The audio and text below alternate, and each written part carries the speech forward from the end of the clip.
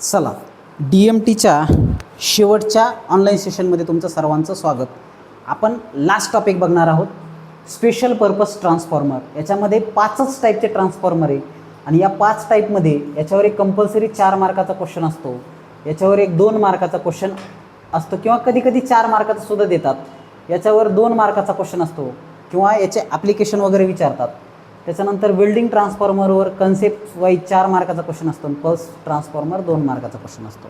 तर अशा पद्धतीने त्याच्यामध्ये मी तुम्हाला सांगतो, ह्या 3 पैकी 2 आणि ह्या 2 पैकी 2 अशा पद्धतीने 4 क्वेश्चन असतात. 12 ते 16 मार्काला हा टॉपिक विचारतात, विथ ऑप्शन 16 मार्काला. अतिशय सोपा आहे, ताण घ्यायचा नाही. ऑटो ट्रान्सफॉर्मरचं सिंगल फेज आणि 3 फेज ऑटो ट्रान्सफॉर्मर, इन्स्ट्रुमेंट ट्रान्सफॉर्मरचं CTPT, आयसोलेशन ट्रान्सफॉर्मरचा बेसिक कन्सेप्ट, त्याच्यानंतर सिंगल फेज वेल्डिंग ट्रान्सफॉर्मरचा कन्सेप्ट, त्याच्यानंतर पल्स ट्रान्सफॉर्मरचे ॲप्लिकेशन. अशा पद्धतीने परीक्षेला विचारण्याची दाट शक्यता असते, ते आपण बघणार आहेत. ओके, तर याच्यामध्ये बी काय विचारतात ते सांगू आपण. ओके, याच्यामध्ये single phase and 3 phase auto transformer. तर याच्यामध्ये एक प्रश्न असतो, काय application of 3 phase auto transformer as a starter म्हणून. त्याच्यानंतर दुसरा प्रश्न आहे कॉपर सेविंगचं डेरिवेशन असते. आणि तिसरं आहे जनरल ॲप्लिकेशन विथ सिम्बॉल. हे 4 मार्काचा, हे 4 मार्काचा, हे 2 मार्काचा, असे प्रश्न पहिल्या याच्यावर असते. तर याच्यामध्ये काय असते, CT आणि PT हे काय करते त्याचा बऱ्याच वेळेस डिफरन्स विचारतात. त्याच्यानंतर कधी कधी विचारतात CT never open circuited, PT never short circuited, अशा पद्धतीचे क्वेश्चन त्याच्यावर असतात. त्याच्यानंतर आयसोलेशन ट्रान्सफॉर्मर, तर हेचं ॲप्लिकेशन विचारतात. आणि हे कशा पद्धतीनं व्होल्टेज स्पाईक जे आहे ते रिड्यूस करण्याचं कसं काम करतं हेही विचारू शकतात. ओके, त्याच्यानंतर नेक्स्ट आहे तुमचं welding transformer. So what is welding transformer, त्याचं वर्किंग, त्याच्यानंतर कंट्रोलिंग मेथड. 3 मेथड आहेत कंट्रोलिंगच्या. ओके, एक रिॲक्टर मेथड, एक मूव्हिंग शंट आहे आणि त्याच्यानंतर मूव्हिंग कॉईल, अशा पद्धतीच्या 3 मेथड आहेत. तर ते विचारलं जाऊ शकतो. आणि पल्स ट्रान्सफॉर्मरचं ॲप्लिकेशन 2 मार्कावर. तर अशा पद्धतीने हा टॉपिक तुम्हाला विचारला जाऊ शकतो. ओके, 12 ते 16 मार्क, अगदी अर्ध्या तासामध्ये हा क्लिअर होऊन जाईल तुमचं. इथं लक्षात, अर्धा ते पाऊण तासात. तर पहिलं घ्या 3 फेज ऑटो ट्रान्सफॉर्मर.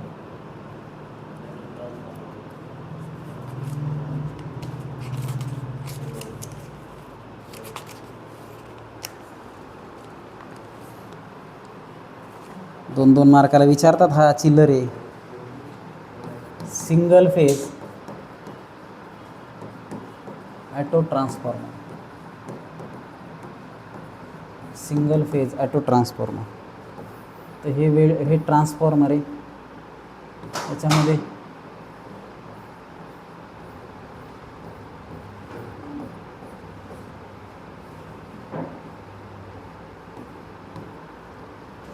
तर हा एक आणि हा एक.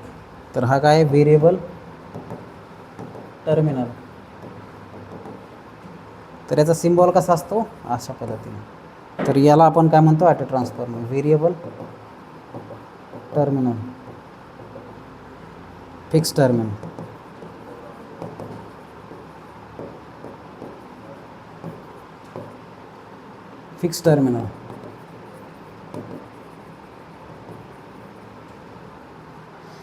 ओके, तर हा ऑटो ट्रान्सफॉर्मर आपण स्टेप अप बी करतो आणि स्टेप डाऊन बी करतो. आता स्टेप अप कसा करायचा ते बघा. तर हे ऑटो ट्रान्सफॉर्मरचं जर असं असेल,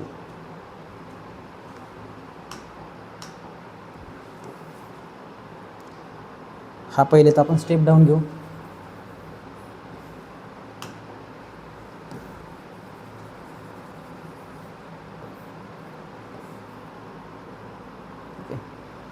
इथं जर लोड लावला तर हा झाला स्टेप डाऊन. आणि स्टेप अप कसा झाला, इथं आपण लावणार लोड आणि इथं देणार आपण सप्लाय. तर हा सप्लाय स्टेप डाऊन आणि हा स्टेप अप. नुसतं डायग्राम काढायला विचारलं गेलेलं आहे. आणि कधी कधी बऱ्याच वेळेस याचे काय काय विचारतात, ॲडव्हान्टेजेस आणि कम्पेअर विथ 2 वाइंडिंग ट्रान्सफॉर्मर. तर 2 वाइंडिंग ट्रान्सफॉर्मरसोबत याचं कम्पॅरिझनसुद्धा विचारतात किंवा ॲडव्हान्टेजेस विचारतात, ॲप्लिकेशन वापरतात. कुठं वापरतात रे ॲप्लिकेशन, कुठं वापरतात हे? तर कम्पॅरिझन जवळपास 6 वेळेस विचारलेलं आहे. ओके. तर ह्याचा सिम्बॉल हे असा आहे, याच्यामध्ये एकच वाइंडिंग असते, कॉमन वाइंडिंग. ओके. याला आपण काय म्हणतो, कॉमन वाइंडिंग. तीच प्रायमरी, तीच सेकंडरी. 2 वाइंडिंग ट्रान्सफॉर्मरमध्ये तसं आहे का? नाही, 2 वेगवेगळ्या वाइंडिंग्स असतात. त्याचा डिफरन्स तुम्हाला लिहिता येईल ना. तर तो परीक्षेला विचारण्याची दाट शक्यता आहे. हे समजलं? तर हे पण विचारू शकतात. डिफरन्स घेऊन टाकू, महत्त्वाचं आहे. तर comparison of 2 winding and auto transformer. Auto transformer आणि 2 वाइंडिंग ट्रान्सफॉर्मर. तर मग इथं काय लिहिणार आपण, सिरियल नंबर, पॅरामीटर. इथं काय येणार, 2 वाइंडिंग ट्रान्सफॉर्मर.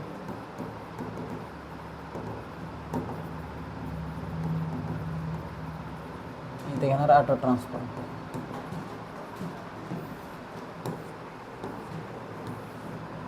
चला, तर सगळ्यात पहिले घेऊ डायग्राम किंवा सिम्बॉल.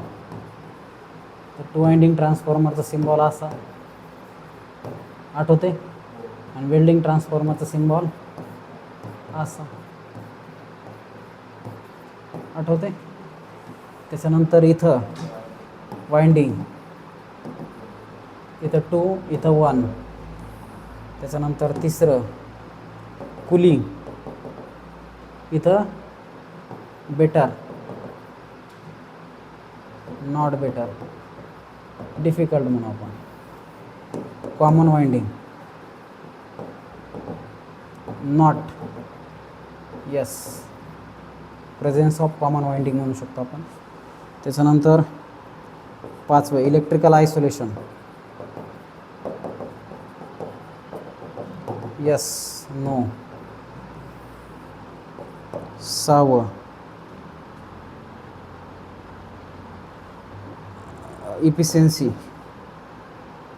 Low, high. त्याच्यानंतर कॉस्ट,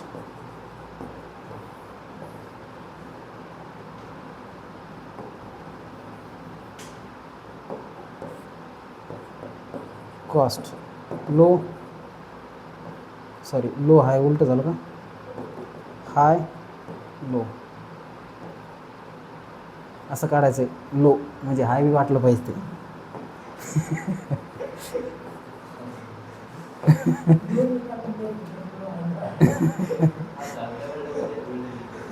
हां, करायचं तसं.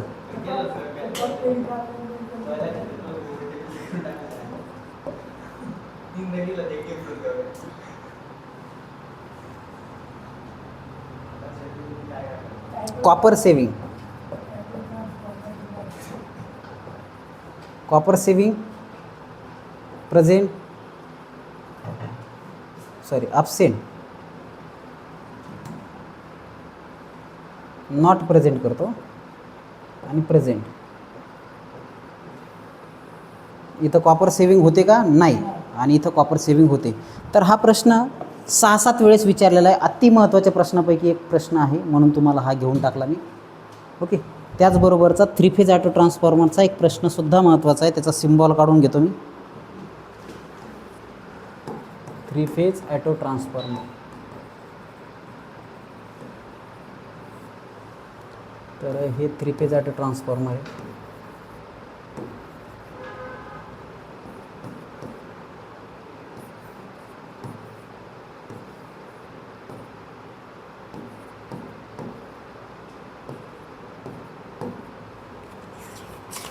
त्याचे ॲडव्हान्टेजेस डिसॲडव्हान्टेजेस ॲप्लिकेशन विचारतात पहा बऱ्याच वेळेस. आणि एकदा प्रश्न हा 3 phase auto transformer act as a starter म्हणून विचारलेला आहे. तर त्याची एक छोटीशी डायग्राम आहे, ती तुम्हाला लगेच काढून देतो मी.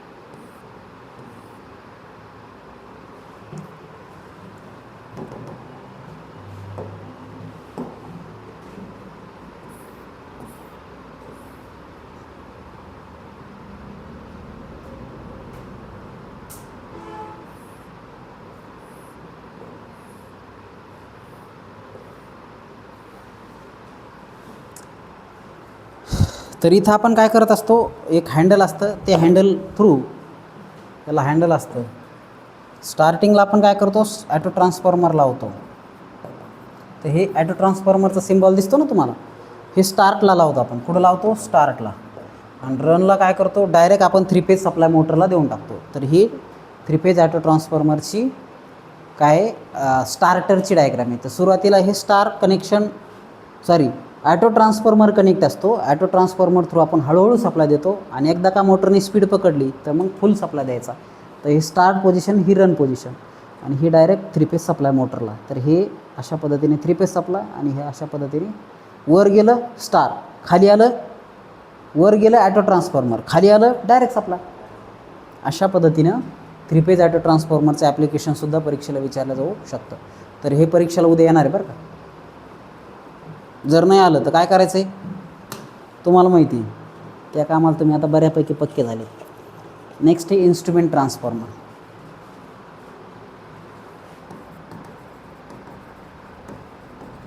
Instrument transformer.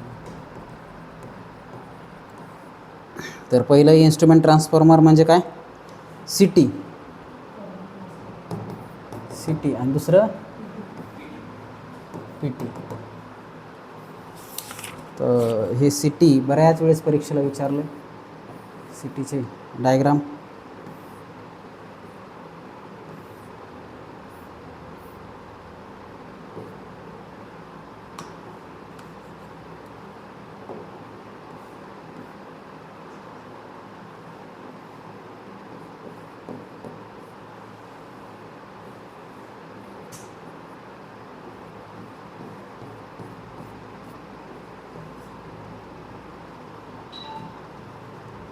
हा तुमचा I primary current.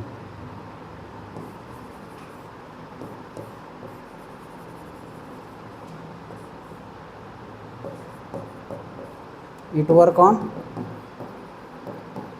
Step up principle. So at HV side it never open circuited.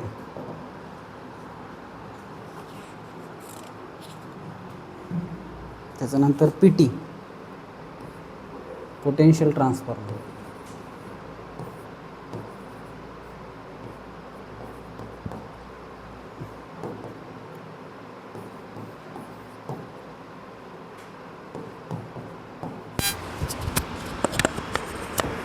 It work on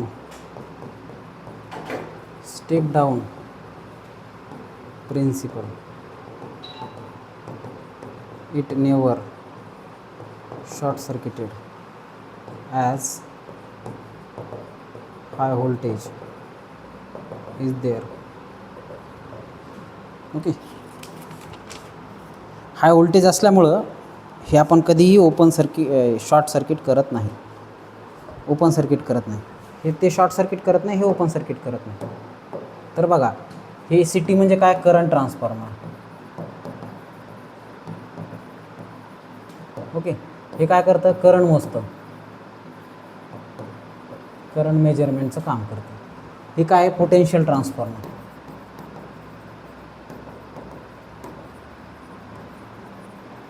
आणि हे काय करतं, to measure high voltage potential, म्हणजे व्होल्टेज मोजते.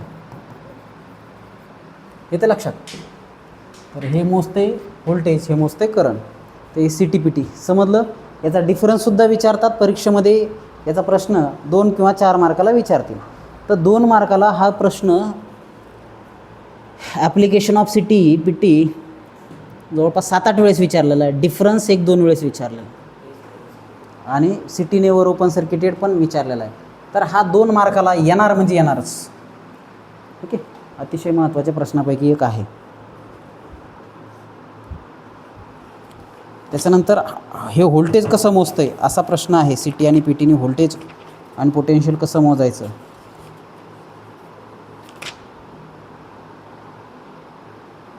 $33 kVचं पोटेन्शियल कसं मोजणार, तर अशा पद्धतीचा प्रश्न आहे. तर कसं मोजणार आहे, तर हे झालं सिंगल फेजसाठी. 3 फेजसाठी काय करणार तुम्ही, इथं 3 फेज लोड असेल. ओके, आणि 3 फेज लोड असेल तर 3 सीट्या वापरायच्या, पेट्या, एक, दुसरी, तिसरी. कुठं देणार तुम्ही हे सगळं, 3 फेज मेजरमेंटला देणार. अशा पद्धतीने.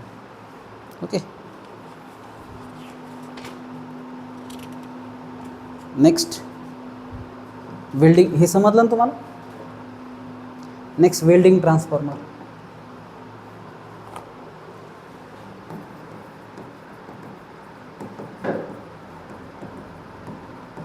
Welding transformer. आता वेल्डिंग ट्रान्सफॉर्मर असं ट्रान्सफॉर्मर आहे जे कशावर वर्क करतं आहे, स्टेप डाऊन प्रिन्सिपलवर वर्क करतं आहे. कशावर,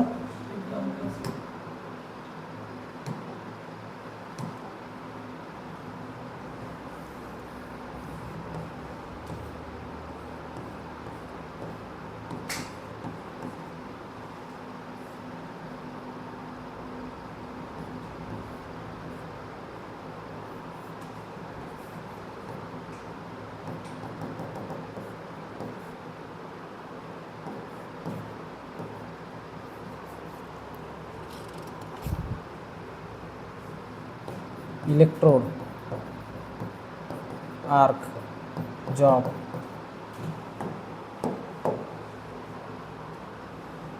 core, AC supply. It work on step down principle. Step down principle. Voltage step down झालं तर करंट काय होणार आहे, स्टेप अप होणार आहे. Okay, VI characteristic.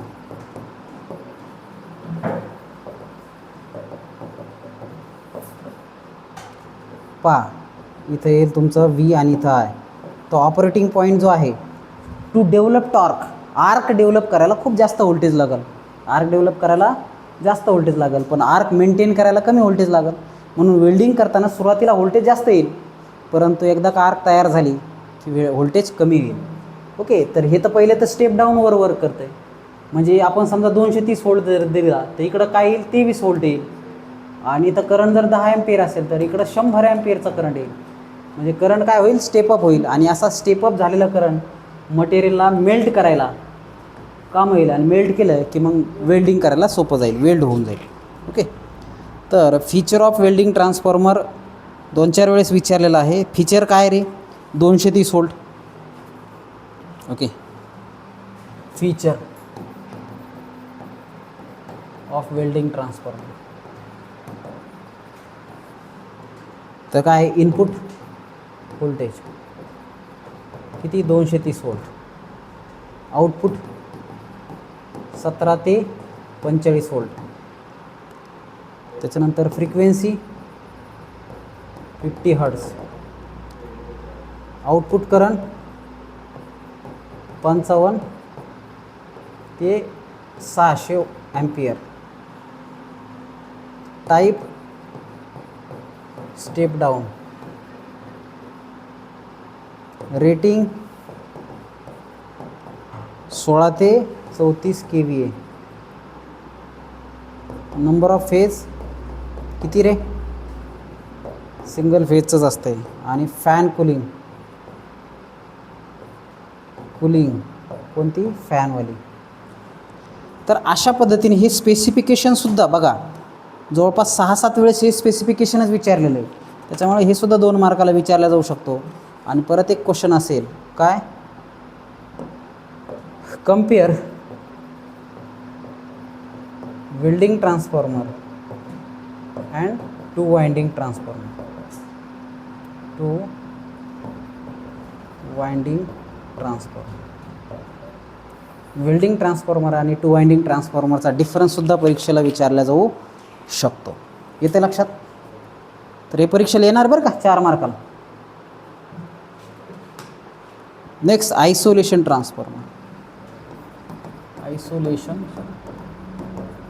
Transformer, the transformer has V1 is equals to V2 and N1 is equals to N2, that is K is equals to 1, called as isolation transformer. Isolation transformer असं म्हणतात. Okay, तर हा transformer ज्याची number of turns प्रायमरीमधल्या आणि सेकंडरीमधल्या कशा असतात, same असतात, त्याला आपण काय म्हणतो, आयसोलेशन ट्रान्सफॉर्मर असं म्हणतो. हे तुमचं लोड साईड आणि ही तुमची सप्लाय साईड, दोन्ही कसे turns, N1 is equals to N2, V1 is equals to V2, त्याला काय म्हणायचं, आयसोलेशन ट्रान्सफॉर्मर म्हणायचं. ओके, ॲप्लिकेशन कुठं वापरतात रे,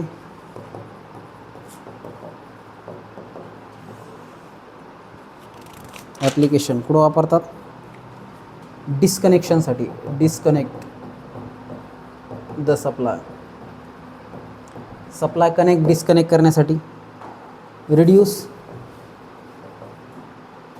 ॲम्प्लिट्यूड ऑफ स्पाइक, त्याच्यानंतर मेडिकल इक्विपमेंट, तर ह्या ठिकाणी हे वापरतात. त्याच्यानंतर फीचर आणि स्पेसिफिकेशन विचारल्या जाऊ शकतात. तर फीचर काय आहे, तर 1-to-1 ट्रान्सफॉर्मर आहे, त्याच्यानंतर N1 is equals to N2 आहे, V1 is equals to V2 आहे, हे फीचर्स आहेत. ओके, प्रोटेक्शनसाठी वापरतात वगैरे वगैरे. स्पेसिफिकेशन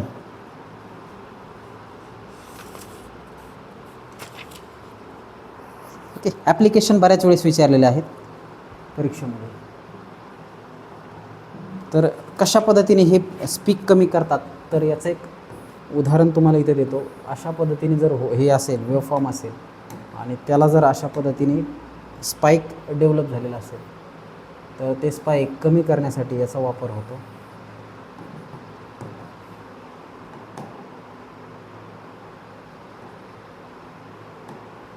तर हे जे स्पाइक आहे ते असं छोटं करून टाकण्याचं काम हे करतं. Okay, spike, reduce spike.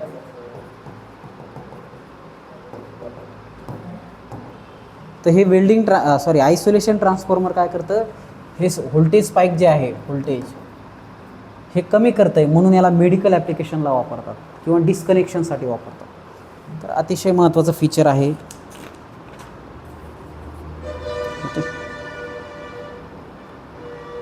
समजलं.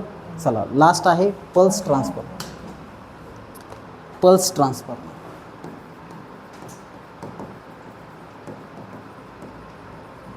कुठं वापरतात हे pulse transformer,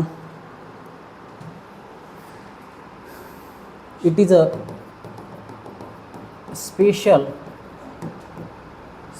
types of transformer to use to transform pulses from primary to secondary side, primary to secondary pulse transfer करण्याचं काम करतं आहे. Okay, so it is a small size transformer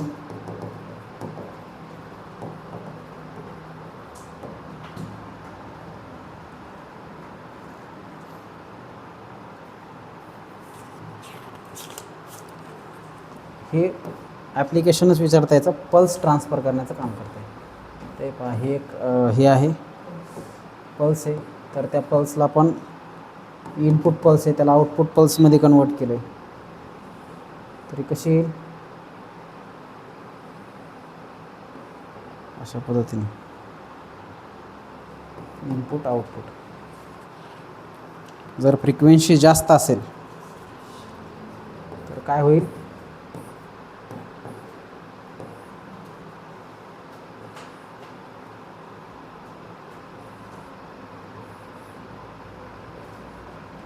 अशा पद्धतीने पल्स मिळेल.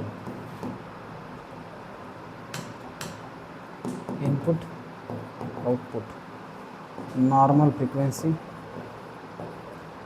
High frequency.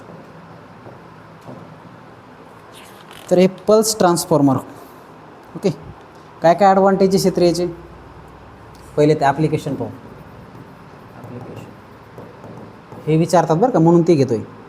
तर triggering सर्किटमध्ये, triggering SCR, त्याच्यानंतर pulse generating circuit, pulse generating circuit, त्याच्यानंतर कंट्रोल सर्किट, अजून रडार,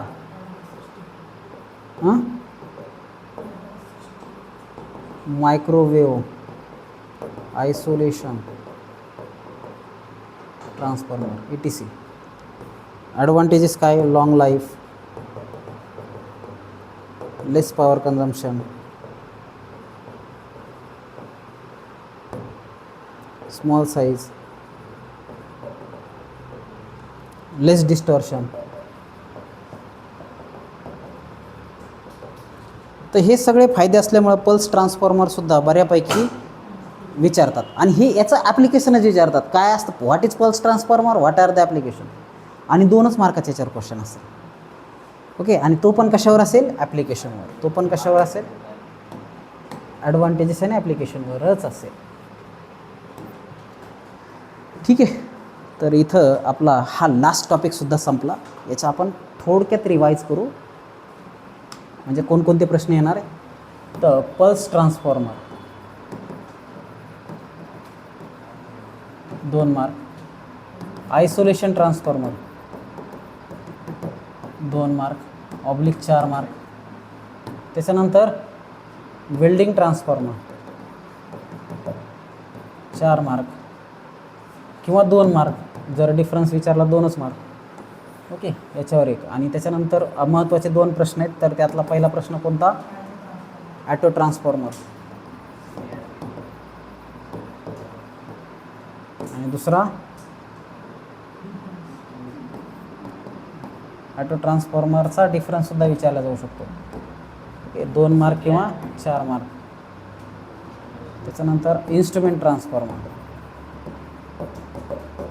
याच्यावर 2 किंवा 4 मार्क. ओके, आता याच्यामध्ये बी अतिमहत्त्वाच्या प्रश्नाकडे जर आपण बघितलं तर याच्यावर एक प्रश्न, याच्यावर एक प्रश्न, आणि या तिन्हीवर 1 ते 2 प्रश्न बस.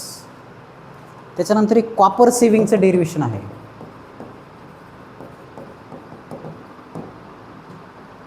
इन ॲटो ट्रान्सफॉर्मर,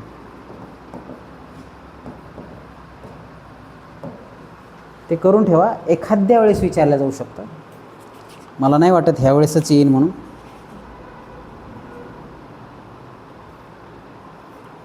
तरी 2-3 वेळेस आलेलं आहे कॉपर सेव्हिंगचं डेरिव्हेशन. ठीक आहे, तर इथं आपलं रिव्हिजन सेशन संपलं आहे. तुम्ही काय करा, जे न्यूमरिकल, पहिल्या टॉपिक, दुसरा टॉपिक आणि तिसरा टॉपिक, ह्या 3 टॉपिकमध्ये न्यूमरिकल आहे. न्यूमरिकलची व्यवस्थित प्रॅक्टिस करा.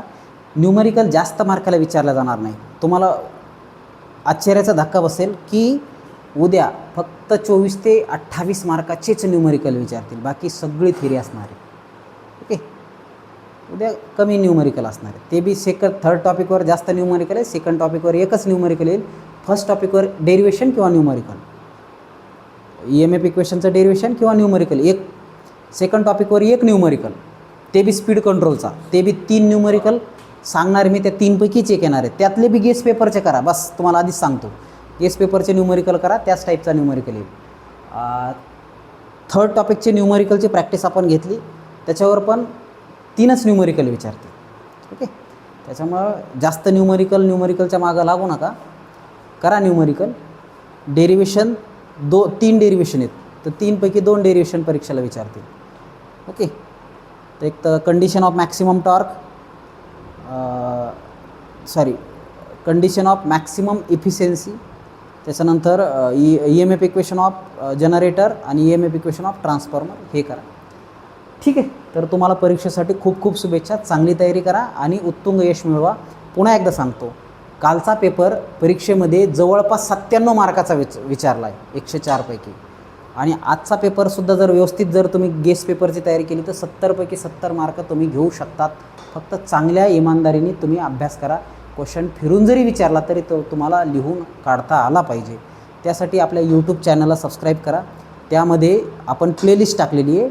DMT नावाचा एक सब्जेक्ट आहे, त्याच्यामध्ये पूर्ण टॉपिक वाईज घेतलं आहे, आणि हे फास्ट रिव्हिजन सेशनसुद्धा आपण त्याच्यामध्ये आता लगेच ॲड करणार आहोत. तर आजचा दिवस आणि आजची रात्र ताण घ्यायचा नाही, परंतु कंटिन्यू अभ्यास करायचा आहे आणि उत्तुंग 70 पैकी 70चं टार्गेट तुम्ही अचीव करायचं. त्यासाठी तुम्हाला खूप खूप शुभेच्छा.